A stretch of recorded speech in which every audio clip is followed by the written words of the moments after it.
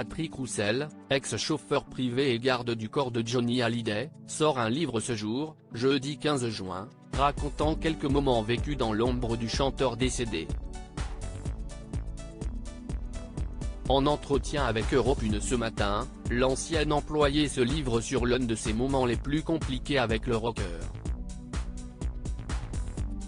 Sortie littéraire de la semaine, Tout le monde l'appelait Johnny paraît en librairie ce jeudi 15 juin à une date on ne peut plus symbolique, puisque l'inoubliable rocker aurait eu 80 ans aujourd'hui. Dans ce livre qui, au vu de son titre, pourrait donner l'impression d'être une biographie, une personne très proche de l'idole et des jeunes raconte des moments personnels de la vie du chanteur. Et non, ce ne sont ni sa dernière épouse, Laetitia, ni l'un de ses 4 enfants qui prend la plume, mais un autre individu intimement lié au taulier, car il a assuré sa sécurité pendant 16 ans. Son nom ? Patrick Roussel, chauffeur privé et garde du corps de 1999 et 2016, soit quelques mois avant la mort de Johnny Hallyday, survenue fin 2017.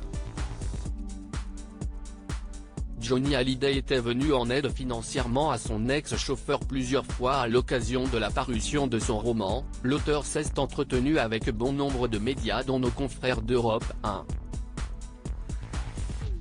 À leur micro, il précise quelles étaient ses relations avec la star, qu'il n'a jamais cessé d'appeler patron par respect, dit-il, et détaille comment elle se comportait avec lui.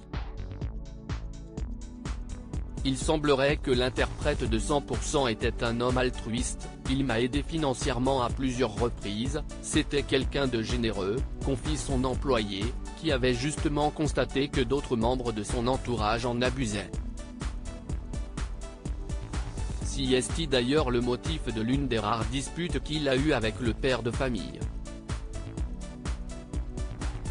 L'ex-chauffeur de Johnny Hallyday a évité une apparition bien gênante du chanteur en 16 ans de service. J'ai seulement eu 2 accrochages avec lui, une fois quand il m'a reproché d'être désagréable avec ses amis, qui étaient en fait hypocrites avec lui et une deuxième fois quand il m'a très mal parlé, révèle le sexagénaire, qui revient en détail sur le premier sujet de discorde dans l'un des chapitres de son ouvrage.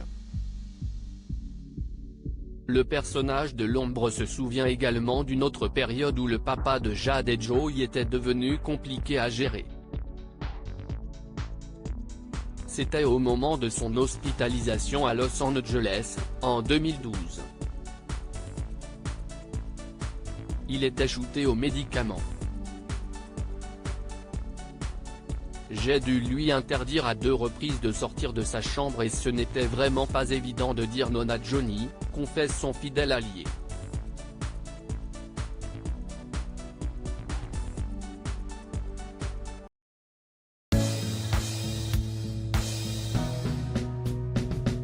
But there's all times through the rough times I think